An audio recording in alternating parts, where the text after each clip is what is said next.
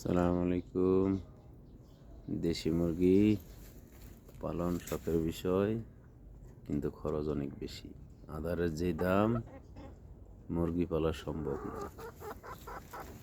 একটা মুরগিতে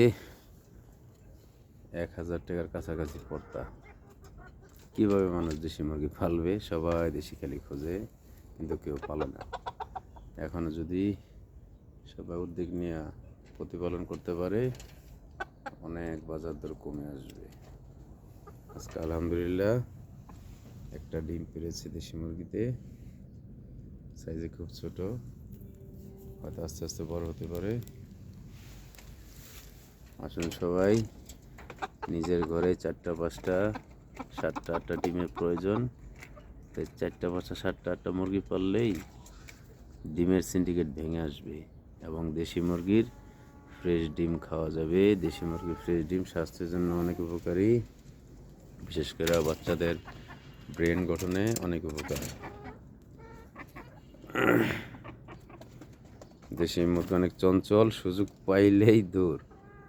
এদিকে ঘুঘু আছে, উপরে আছে একটা, নিচে আছে 2টা। সে আবার নতুন ফ্যামিলি আসছে বাচ্চার। এই যে 2টা বাচ্চা, সরো সরো সরো একটু সরো। এই যে 2টা বাচ্চা পড়ছে, 2টা বাচ্চা, এই যে 2টা বাচ্চা সহ 1 সপ্তাহ হয়ে ফুটছে।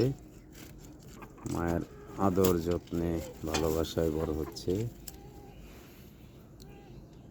আসুন সবার বাড়িতে দিনে যে কটা ডিম দরকার, ঠিক ওই কটা মুরগি অন্তত পালি।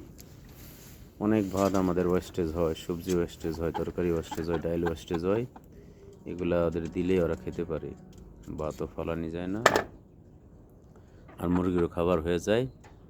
মাঝখানে আমি ডিম এবং বয়স শেষে গোস্ত পেয়ে গেলাম, এবং দেশি মুরগির যে অমৃত স্বাদ, 1 টুকরো আলু আর 1 টুকরো গোস্ত দিয়ে 2 প্লেট ভাত খাওয়া যেত ছোটোকালে, ওই স্বাদটাও পেয়ে যাবেন ইনশাআল্লাহ। দেশি মুরগি আল্লাহ তাআলার এক বিশেষ দান। মুরগির গোস্ত খুবই স্বাস্থ্যসম্মত, সাইড এফেক্ট নাই, যে কোনো বয়সের লোকেরাই খেতে পারে। ধন্যবাদ ভিউয়ার্স। এই যে আমার খাঁচা, পেঁপে গাছ, কলা গাছের নিচে তারা বসত করে। মাঝে মধ্যে পেঁপে পাতা খেতে দিতে হয়, কলা পাতা খেতে দিতে হয়, তাহলে স্বাস্থ্যের অসুবিধাগুলো সেরে যায়, পেটের সমস্যাও সেরে যায়। এই যে আদার মিক্সড আদার মুরগির, পিঠের গুঁড়া, মাছের শুটকি, চিংড়ি মাছের গুঁড়ো শুটকি, এগুলো খায়। এগুলো খেলেই স্বাস্থ্য ভালো থাকে এবং ডিম বেশি করে পারে। এই মুরগিটা অনেক চঞ্চল, ও খালি পালাই যেতে চায়। একবার পালাই গেছিল, কিন্তু আগে আবার পাশের বাড়ির লোকজন ফিরিয়ে দিয়ে দিছে, ও এখনও পালাইতেই চায়।